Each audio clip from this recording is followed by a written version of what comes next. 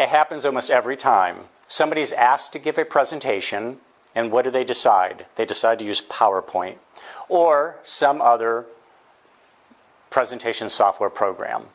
Why do we do this? Why do we always default, it seems, to PowerPoint? Well, there's a couple of reasons.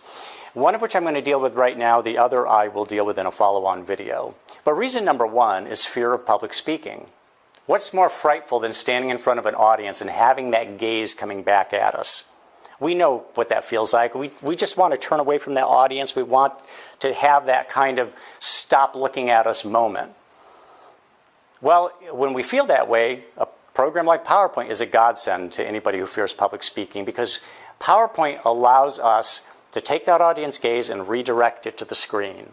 And we do that how? With a lot of body language. What we do is we start to turn this direction, and we start to guide all that vision towards the PowerPoint presentation screen. We'll even turn our backs on the audience and read the text that's on the screen. Or turn the lights down, ostensibly to make that screen brighter and more vivid. But we know what's really going on. What's really going on is that we're trying to disappear. The more invisible we are in front of an audience when presenting, when we fear that audience, the better off we are.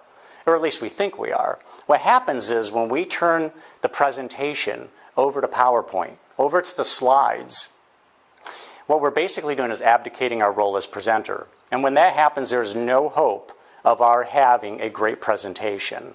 There's no hope of us having influence, because people don't connect with PowerPoint slides, no matter how pretty we make them. They're just not going to connect with them. A great presentation requires that we connect with the audience, that we take that gaze inward and we return it to our audience, that we connect with them in that way. Now, I'm the first person to say there's a lot of great reasons for using PowerPoint. It's very appropriate for a lot of situations. Then there are bad reasons for using PowerPoint, one of which is fear of public speaking.